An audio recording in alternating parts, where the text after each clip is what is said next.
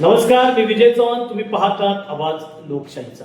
मित्रांनो, भीमा सहकारी साखर कारखान्याच्या संदर्भामध्ये आपण 4 भाग प्रकाशित केले आणि यामधला मूळ मथळ आणि विषय होता भीमा सहकारी साखर कारखाना कोण बदनाम करताय का खरंच केला गेलाय.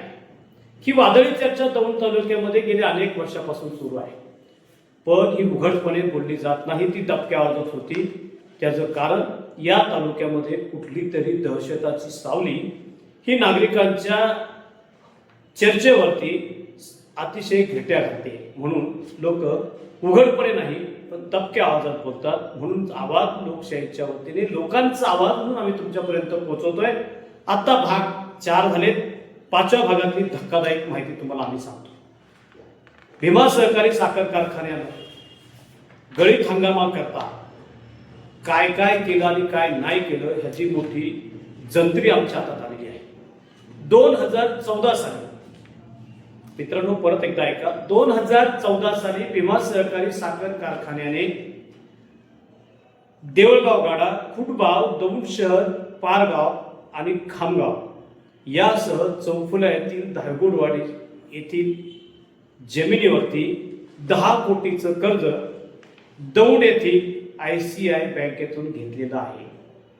आज तो बोजा सातबाऱ्यावर दिसतोय. याचा अर्थ ते कर्ज अद्याप भरलेलं नाही. याची थोडक्यात उघड माहिती तुम्हाला सांगणं गरजेचं आहे. देवळगाव राजे येथील साधारण 350 स्क्वेअर फीटचे गट कार्यालय होतं की जिथं उसाचे बसून नोंदणी व्हायची आणि शेतकऱ्यांना, त्या भागातल्या लोकांना कारखान्यापर्यंत येण्याचा दिलासा मिळत होता की जागेवर नोंदणी झाल्यामुळे ते त्याला गट ऑफिस म्हणतात. आणि त्या गट ऑफिससह चौफुला येथे कारखान्याच्या मालकीचा जमीन गट क्रमांक 176/2/ड यामध्ये क्षेत्र आहे 1 एकर. खोडगावमध्ये गट क्रमांक 360 मध्ये क्षेत्र आहे 4 गुंठे. दौंड शहरात सहकार भवनालगत 5 गुंठे क्षेत्र. पारगाव गट क्रमांक 184 मध्ये 4 गुंठेचं क्षेत्र आणि खामगाव गट क्रमांक 499 मध्ये 2 गुंठे. ह्या सर्व मालमत्तेवर मिळून त्यांनी 2014 ला 10 कोटी रुपये कर्ज घेतलं आणि हे कर्ज अद्याप भरलेलं नाही. असं आम्ही का म्हणतोय तर ते 7 बाऱ्यावर दिसतंय. म्हणून जर हे कर्ज भरलं असतं तर ते 7 बाऱ्यावरचा बोजा कमी झाला असता. मित्रांनो, ही धक्कादायक बातमी आहे. हे 10 कोटी कुठल्याही स्वरूपाच्या ताळेबंदामध्ये दिसून येत नाही. म्हणून माजी आमदार आणि ज्यांना PDCC बँकेचे ज्येष्ठ संचालक म्हणतात ते रमेश किसनराव थोरात यांनी याबाबत साखर आयुक्तांकडे तक्रार केलेली आहे.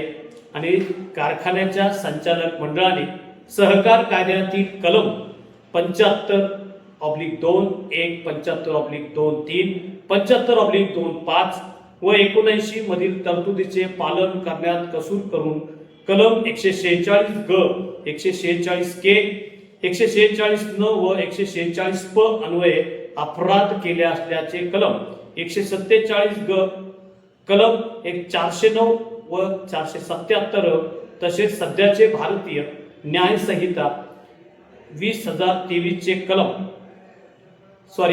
2023 चे कलम 316/5, 218/4, 336/3 व 344 मधील तरतुदीनुसार संचालक मंडळाच्या विरोधात खटला दाखल करण्यास मंजुरी मिळावी अशी मागणी प्रादेशिक साखर संचालक पुणे विभाग यांच्याकडे केलेली आहे. हे सांगताना हे का सांगावं लागतंय की हा कारखाना बदनाम केलाय का बदनाम खरंच कोण करतंय ही यामधली दुराव्याची आणि माहिती आहे.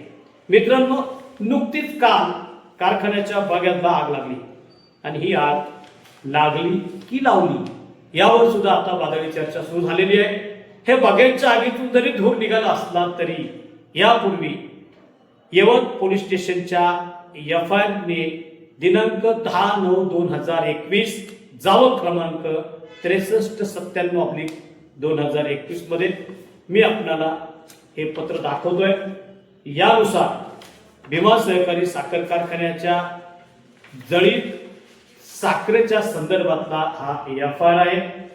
एफ-आय-आर दाखल करणारे शशिकांत वसंतराव काळे, राहणार बारामती स्टेशन कोर्ट जवळ भिगवण रोड, बारामती, जिल्हा पुणे, हे 55 वर्षाचे सदग्रस्त या ठिकाणी उपस्थित होते आणि त्यांच्या नावाने एफ-आय-आर दाखल करण्यात आलेला आहे. मला वाटतं हे बँकेचे काहीतरी प्रतिनिधी, कामगार अशा स्वरूपाची त्यांची काहीतरी व्यवस्था असेल.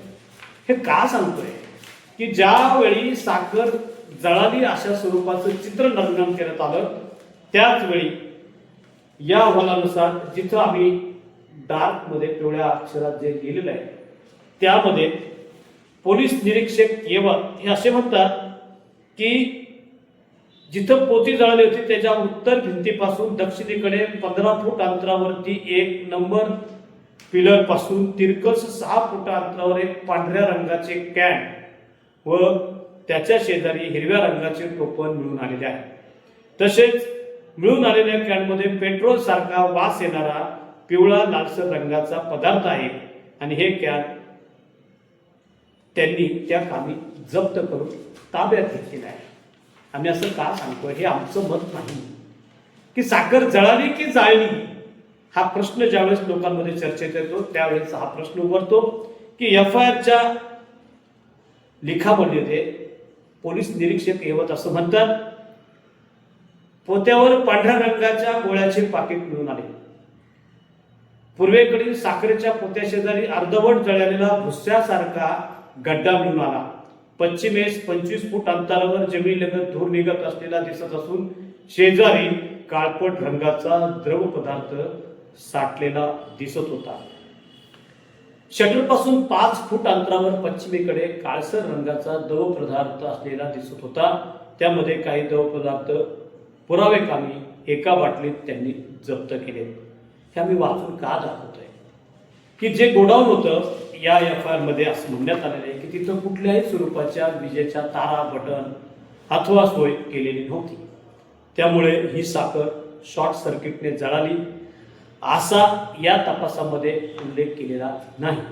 हे असं सांगतात एक कॅनमध्ये पेट्रोल सारखा द्रव पदार्थ वास असताना त्याच्यामध्ये त्यांना ज्या गोष्टी मिळाल्या त्या संशयास्पद आहेत आणि ही संशयास्पदाची एफ-आय-आर पोलीस खात्यानं, येवत पोलीस खात्यानं 5/1/2020 हा त्याचा पत्राचा पुरावा आहे आणि रजिस्टर नंबर आहे 01/2020.